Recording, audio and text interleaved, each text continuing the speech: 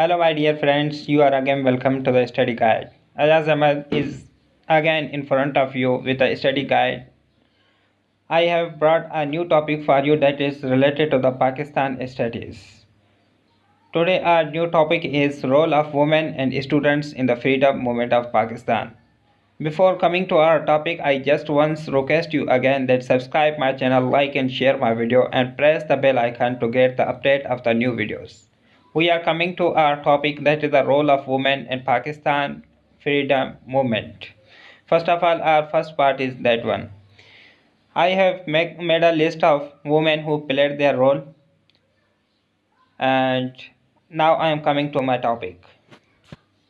तो आइए guys individually हम देखते हैं कि इन लेडीज़ ने किस तरह फ्रीडम मूवमेंट में अपना अहम किरदार अदा किया। तो सबसे पहले जो इम्पोर्टेंट और नोटेबल सबसे ज़्यादा जो हैं वो हैं आबादी बेगम उर्फ बी अम्मा। उनका नाम आबादी बेगम था, जबकि वो बी अम्मा के नाम से मशहूर थी। She was the mother of Jauhar brothers, मौलाना शौकत अली एंड मौलाना मोहम्मद अली। मौलाना मोहम्मद अली और मौलाना शौकत अली साहब जो थे वो बहुत ही हार्ड वर्किंग वर्कर्स थे फ्रीडम मूवमेंट में। उन्होंने बहुत ज़्यादा कोशिशें की पाकिस्तान को आज़ादी दिलाने के लिए। इन्होंने खिलाफत मूवमेंट चलाई, ठीक है। खिलाफत मूवमेंट की वजह से वो जेल भी गए। तो इन दो नोटेबल लीडर्स मौलाना मोहम्मद अली और मौलाना शौकत अली की अम्मा थी आबादी बेगम, जिनको बी अम्मा के नाम से जाना जाता था। तो उनका काम क्या था, उन्होंने किस तरह पाकिस्तान मूवमेंट में या पाकिस्तान फ्रीडम मूवमेंट में अपना रोल प्ले किया, वो ये था कि उन्होंने हर वक्त हर लहजा अपने बेटों को बहुत ज़्यादा सपोर्ट किया, उनकी हिम्मत अफजाई की और उनको गाइड किया कि आपने क्या क्या करना है। तो उन्होंने इस तरह अपने बेटों की तरबियत की कि वो पाकिस्तान की आज़ादी के लिए बिल्कुल रेडी हो गए और हर वक्त वो पाकिस्तान के लिए कोई भी कुर्बानी देने के लिए तैयार रहे। तो उनकी इस कुर्बानियों के पीछे जो है वो बी अम्मा का हाथ था, जिन्होंने उनकी तरबियत की थी और जिन्होंने उनको गाइड किया था। ओके, तो अब हम आते हैं नेक्स्ट लेडी मोहम्मद अली। तो लेडी मोहम्मद अली जो थी वो हालांकि पर्दादार औरत थी, पर्दादार ख़ानदान से ताल्लुक़ रखती थी, लेकिन उसके बावजूद भी उन्होंने अपनी इस पर्दा को कायम रखते हुए बुर्का के अंदर ही पहली बार जो है मुस्लिम जो वुमन थी उनको ख़िताब किया और उनको इस बात के लिए बेदार किया कि वो भी जो है पाकिस्तान के लिए लड़ सकें और वो भी अपनी आज़ादी के लिए आवाज़ उठा सकें। तो ये पहली औरत थी जिन्होंने सबके सामने यूँ बाहर निकलकर औरतों को ख़िताब किया, लेकिन अपने पर्दा को कायम रखा। तो ये बहुत ज़्यादा उनकी हिम्मत का काम था, ठीक है गाइस। तो ये थी लेडी मोहम्मद अली। उसके बाद हम मिस फातिमा जना की तो क्या ही बात करें। यू नो दैट कायदे आज़म की बहन से ज़्यादा वो कायदे आज़म के भाई लगते थे, बिकॉज़ वो हर वक्त कायदे आज़म के साथ रहती थी। उन्होंने कभी कायदे आज़म का साथ नहीं छोड़ा। उन्होंने कायद की वजह से ही कभी शादी नहीं की कि उनकी घर की ज़िम्मेदारियां उन पे आ जाएंगे। अगर घर की ज़िम्मेदारियां आ गई तो वो अपने भाई की मदद नहीं कर सकेगी, क्योंकि उनके भाई का एक अजीम मिशन था कि मुसलमानों को आज़ादी दिलानी है। तो उन्होंने अपनी जो डेंटिस्ट थी, ये दांतों की डॉक्टर थी, तो उन्होंने अपनी जॉब की प्रैक्टिस भी छोड़ दी। वो अपने भाई के साथ हर लहजा शाना बशाना काम करती रहीं और हर वक्त अपने भाई की हौसला अफजाई भी की, अपने भाई का ख्याल भी रखा और साथ साथ जो है वो वुमेन के लिए मूवमेंट्स चलाई ताकि वुमेन जो है वो इस आज़ादी में हिस्सा ले सकें और वुमेन का भी हिस्सा हो। तो इन्होंने अपने भाई की बहुत ज़्यादा मेहनत की फ्रीडम मूवमेंट के अंदर। ये थी मिस फातिमा जना। उसके बाद हम बात करते हैं बेगम राना लियाकत अली ख़ान की। Rana Liaquat Ali Khan, you know that he was the first prime minister of the Pakistan. तो उन्होंने क्या, उनकी जो बेगम थी बेगम राना लियाकत अली, तो उन्होंने अपने हस्बैंड की बहुत ज़्यादा मदद की। हर वक्त उनको उनकी हौसला अफजाई करती रही और उनको उनकी गाइड करती रहीं, और साथ में वो जो वुमेन के लिए वुमेन को बेदार करने के लिए जो मूवमेंट्स चल रही थी, तो उनमें भी इन्होंने हिस्सा लिया। हर वक्त जो है वो पाकिस्तान की फ्रीडम के लिए ये भी मेहनत करती रही। और ये as a secretary Liaquat Ali Khan साहब के साथ रहीं, ताकि जो है वो सैलरी जो हो वो भी बच जाए, और जो काम हो वो भी ज़्यादा भरवसे वाला होता रहे। ठीक है, तो अपने हस्बैंड की सेक्रेटरी के तौर पे भी काम करती रहीं, ताकि वो हर वक्त अपनी हस्बैंड के साथ रहें और उनकी हेल्प करती रहें। ठीक है, तो उसके अलावा लेडी नुसरत हारून, लेडी सुगरा हिदायतुल्लाह, बेगम खैरुन्निसा शाबान, मिस फ़खरुन्निसा, वली मोहम्मद एफेंदी, बेगम जहां आरा शाहनवाज, बेगम सलमा तसद्दुक हुसैन, आरा Bashir Ahmad, and countless other ladies worked in the different ways for achievement of Pakistan। तो ये जो मैंने नाम लिए, इन्होंने बहुत ज़्यादा मेहनत की। ठीक है, वो जो वुमेन जो मूवमेंट्स चली थी पाकिस्तान की आज़ादी के लिए, तो उनमें इन सब ने बहुत अहम किरदार अदा किया। तो गाइस, मैं उम्मीद करता हूँ कि आपको हमारे टॉपिक का पहला हिस्सा यानी कि role of the women in the freedom movement आपको समझ आ गया होगा। तो अगर अभी भी कोई क्वेश्चन आपके माइंड में है तो आप मुझसे कमेंट में पूछ सकते हो। तो चलो गाइस, हम चलते हैं अपने टॉपिक के दूसरे हिस्से की तरफ, जो है the role of the Muslim students in the freedom movement of the Pakistan. Okay, तो हम अभी देखते हैं कि स्टूडेंट्स ने क्या रोल प्ले किया। तो आई होप कि आपको इस वीडियो से बहुत हेल्प मिलेगी।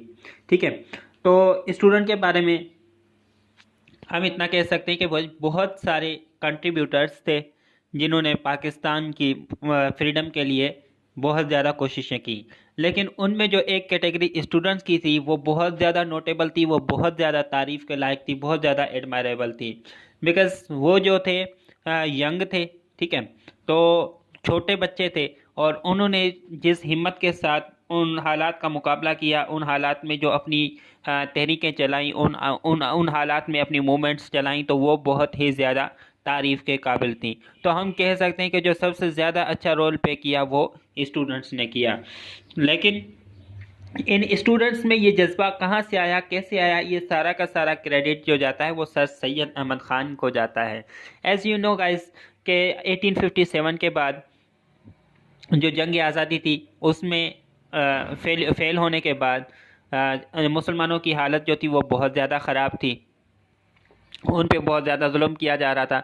तो सर सैयद अहमद ख़ान ही थे जो उन्होंने कहा कि अगर हम एजुकेशनल रिफॉर्म्स लाएं, अगर हम मॉडर्न एजुकेशन अगर मुस्लिम्स लेंगे तो फिर उनको अपना स्टेटस वापस मिल सकता है। तो उनकी इस एजुकेशनल रिफॉर्म्स की वजह से जो स्टूडेंट्स थे उनमें भी ये जज्बा पैदा हुआ कि भाई हमें फ्रीडम मूवमेंट में हिस्सा लेना चाहिए। ठीक है, उसके अलावा कायद आज़म ने बहुत सारी तारीखों के दौरान स्टूडेंट्स को खिताब किया था। ठीक है, उनकी एड्रेस की वजह से भी। लेकिन सबसे ज़्यादा जो उनको जज्बा ये पैदा हुआ था तो सर सैयद अहमद ख़ान की एजुकेशनल रिफॉर्म्स की वजह से हुआ था।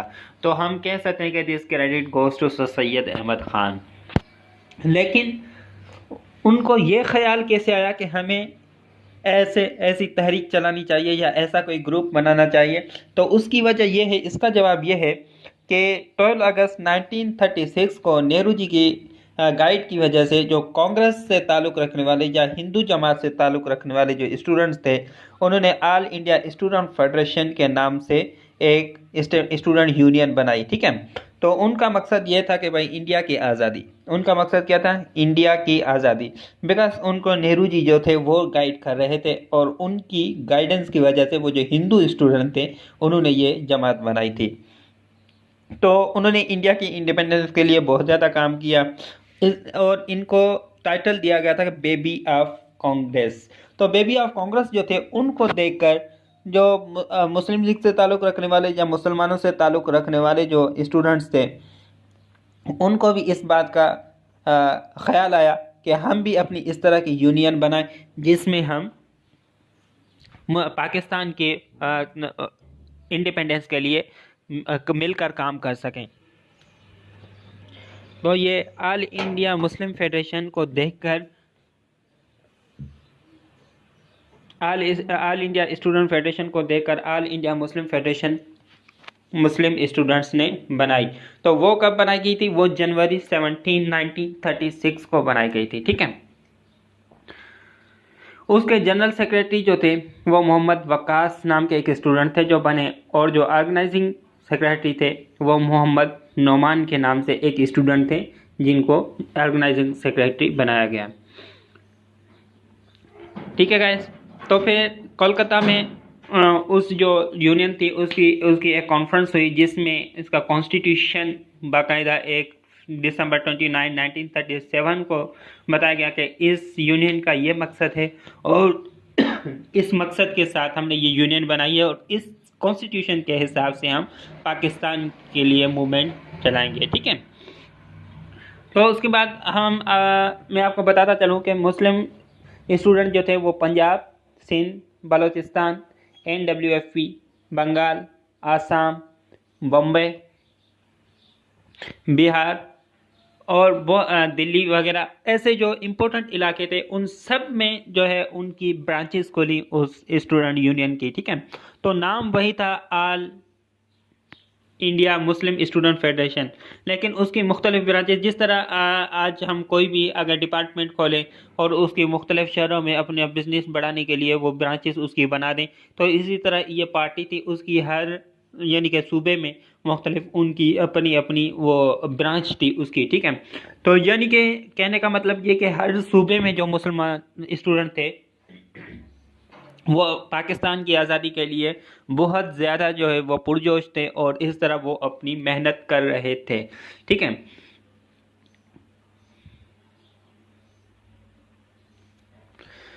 तो मुस्लिम गर्ल्स स्टूडेंट फेडरेशन भी बनाई गई थी। ठीक है, बहुत सारी मुस्लिम गर्ल्स स्टूडेंट फेडरेशन भी थी। तो एक Muslim girls student federation was set up with Begum Ikramullah appointed as its convener.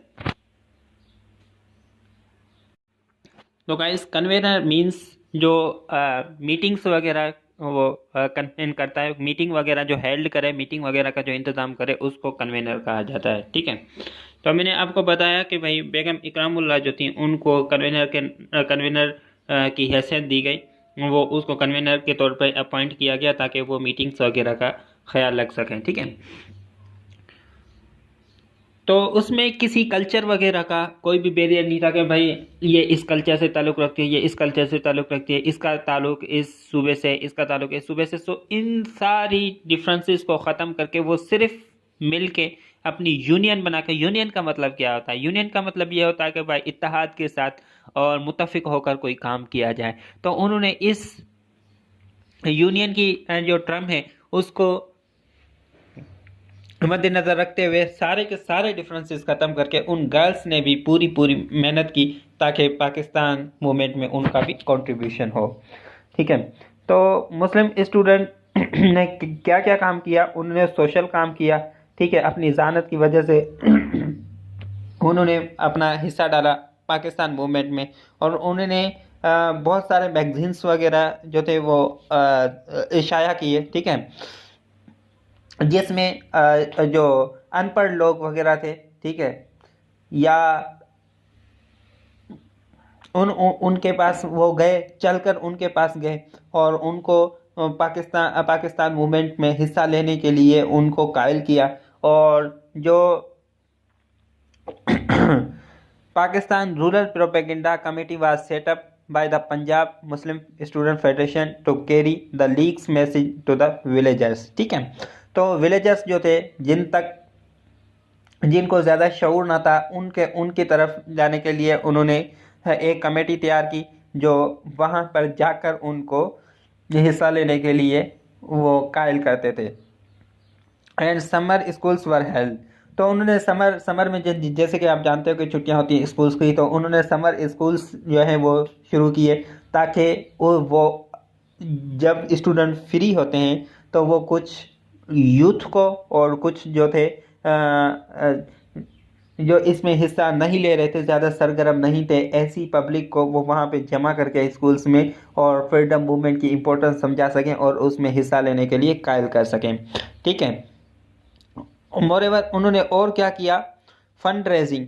उन्होंने, जाहिर सी बात है, अगर इतनी बड़ी वो मूवमेंट चला रहे थे या जो मुस्लिम्स जो लीडर्स थे वो कोशिश कर रहे थे, तो उसके लिए पैसे की बहुत ज़्यादा ज़रूरत थी। एज यू नो दैट 1857 के बाद मुसलमानों की इकोनॉमी जो है वो बहुत ज़्यादा गिर गई थी, इकोनॉमिकली वो बहुत ज़्यादा वीक हो चुके थे, तो उनको फंड्स की ज़रूरत थी। तो उनके फंड जमा करने के काम भी उन्हें उन स्टूडेंट्स ने किया। ठीक है। और जो बिहार के स्टूडेंट्स थे उन्होंने रिलीफ ऑपरेशन शुरू किए। ठीक है।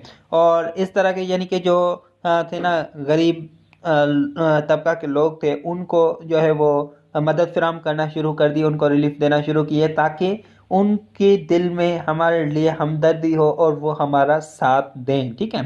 तो इसलिए उन्होंने ये काम शुरू किए। और एक रेड क्रिसेंट हॉस्पिटल जो है वो स्टार्ट किया, जिसमें सिर्फ न कि फर्स्ट एड दिया जाता था या उनमें तिब्बी सहूलत सिर्फ नहीं दी जाती थी, बल्कि उनको फर्स्ट एड की ट्रेनिंग भी दी जाती थी। ठीक है, वहाँ पर। तो ये 1946 में जो है वो इस्टेब्लिश हुआ था। तो ये बहुत बड़ी अचीवमेंट थी मुस्लिम स्टूडेंट के लिए। वो हालांकि वो यंग थे, लेकिन वो इतनी ज़्यादा पुरजोश थे और इतनी पुरजोशी के साथ काम कर रहे थे कि उनका जज्बा और उनकी मेहनत जो है वो काबिल तारीफ़ है।